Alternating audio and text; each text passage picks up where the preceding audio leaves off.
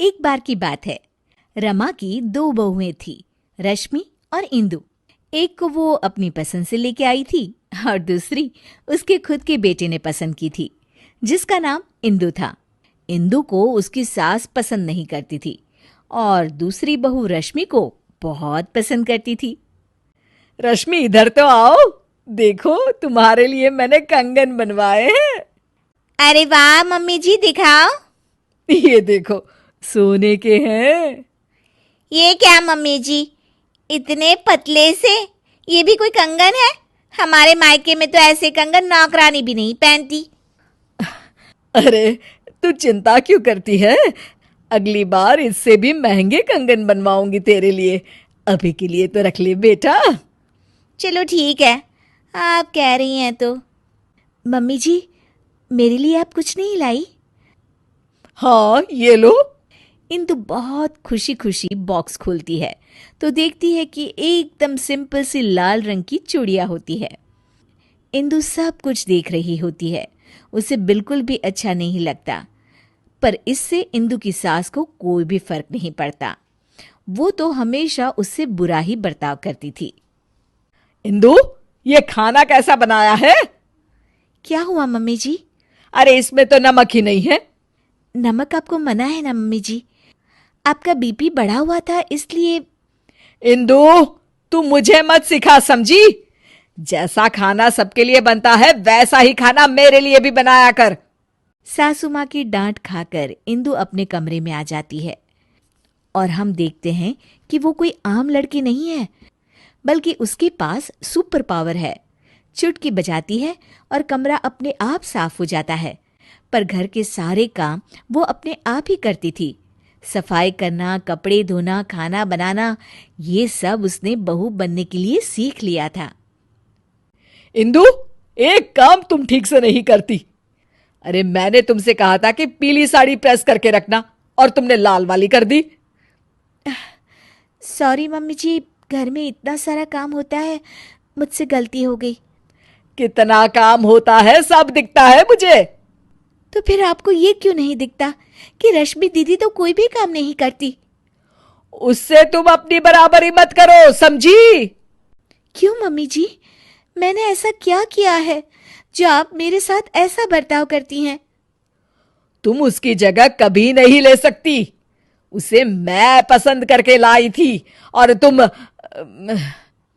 मैं क्या मम्मी जी, रुक क्यों गई? तभी वहां रश्मि आ जाती है। तुम तो अनाथ थी, समझी? वो तो आकाश भैया पता नहीं कहां से तुम्हें पसंद करके लाए और हमारे ऊपर थोप दिया। इंदु को ये सब सुनकर बहुत बुरा लगता है और वो अपने कमरे में चली जाती है। फूट फूट कर रोने लगती है। इतने में अचानक उसकी माँ की रूह उसके सामने आ जाती है। इंदु, उठो बेटा। माँ, ये लोग मुझे बहुत बुरा भला कहते हैं। कोई बात नहीं बेटा, तुम आकाश से बहुत प्यार करती हो, इसीलिए तो इंसानों की दुनिया में रह रही हो। मैं तो तुमसे हमेशा से कहती आई हूं कि चलो यहां से अपनी दुनिया में।